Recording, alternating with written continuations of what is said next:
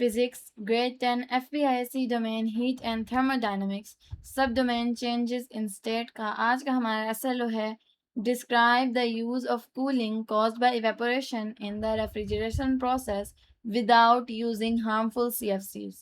CFCs stand for chlorofluorocarbon. तो CFCs harmful हैं और वो ये कह रहे हैं कि कैसे एक रेफ्रिजरेटर, एक मॉडर्न रेफ्रिजरेटर इवेपोरेशन जो कि कूलिंग प्रोसेस हम पिछले एसएलओ के अंदर पढ़ के आए हैं, उसको यूज़ करके कूलिंग कॉज़ करता है और किस तरह हार्मफुल सीएफसीज़ से बचता है इस प्रोसेस के थ्रू।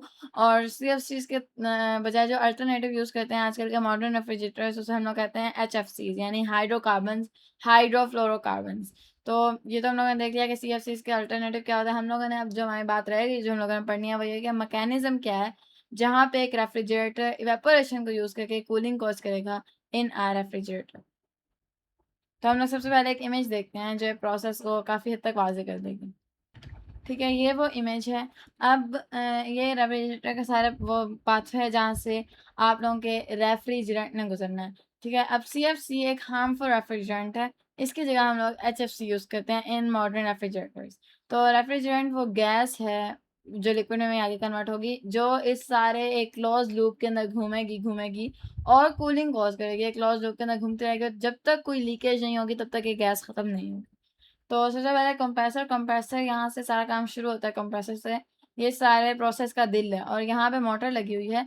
इसने उस रेफ्रिजरेंट को कंप्रेस करना है, उसको धक्का लगाना है यहाँ से, और वो यहाँ से मूव करेगा और जाएगा टू द कंडेंसर। ठीक है, अब जब वो यहाँ से निकला है तो उसकी जो इनिशियल टेम्परेचर हो जाता है 190 डिग्री सेंटीग्रेड हो गया, दैट मच हाई। जब ये कंडेंसर की तरफ जा रहा है तो ये इधर इस लूप में घूमेगा, एक लंबा लूप है, ठीक है, और सराउंडिंग्स में हीट ट्रांसफ़र होती जाएगी।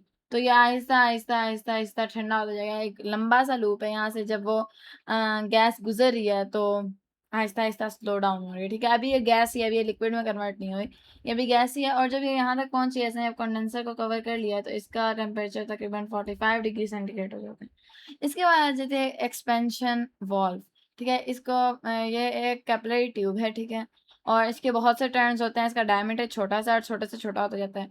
तो इधर जो हम लोग ये फॉर्मूला यूज़ करेंगे वो होता है कि जो टेम्परेचर ड्रॉप है ना, टेम्परेचर ड्रॉप वो डायरेक्टली प्रोपोर्शनल है to the length of the capillary tube और इनवर्सली प्रोपोर्शनल है टू इट्स डायमीटर। जितना डायमीटर छोटा होगा उतना टेम्परेचर ड्रॉप बढ़ेगा, यानी टेम्परेचर ज़्यादा कम होगा, और जितनी लेंथ ज़्यादा होगी उतना टेम्परेचर ड्रॉप ज़्यादा होगा। तो हम लेंथ को भी ज़्यादा कर देते हैं और डायमीटर को भी छोटा करते जाते हैं इन एक्सपेंशन वाल्व। और एज अ रिजल्ट जब इस सारी कैपिलरी ट्यूब में से ये गैस गुजरती गई है तो ये यहाँ लिक्विड बन गई है, लिक्विड में चेंज हो गई है, एंड -16 डिग्री सेंटीग्रेड इधर तक रिजल्ट आ चुका है।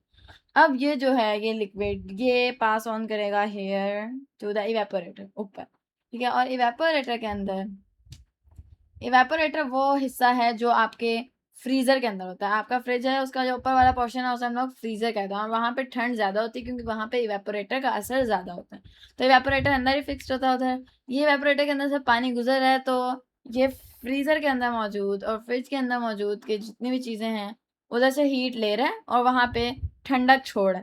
तो यहाँ इस तरह इवेपोरेटर काम करता है। यहाँ से पानी है वो हीट लेके, ठीक है, गैस में कन्वर्ट हो गया, हीट उसकी बढ़ रही है, वो गैस में कन्वर्ट हो गया, एंड देन यहाँ से वो नीचे बैक टू द कंप्रेसर आ जाएगा, एक क्लोज लूप है।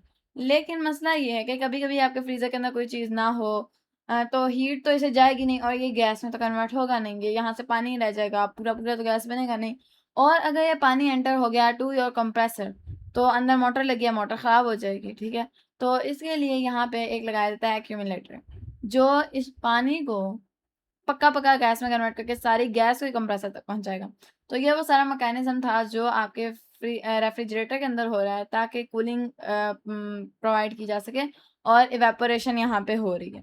ठीक है, इवेपोरेटर के अंदर यहाँ ख़ास तौर पे इवेपोरेशन हो रही है, लाइक यहाँ जो ठंडक यहाँ छोड़ी जा रही है, इवेपोरेशन जो है वो ठंडक छोड़ रही है जब पार्टिकल्स लीव कर रहे हैं सरफेस को। देखिए यहाँ पे इवेपोरेशन कैसे हो रही है, जब यहाँ जो पानी था वो हीट पकड़ के गैस बन रहा है तो liquid to gas is called evaporation. तो यहाँ पे इवेपोरेशन हो रही है और इवेपोरेशन के रिजल्ट में फ्रीज़र के अंदर और एक रेफ्रिजरेटर के अंदर कूलिंग हो रही है। तो इसकी एक सिंपल सी डायग्राम भी दिखा देती हूँ।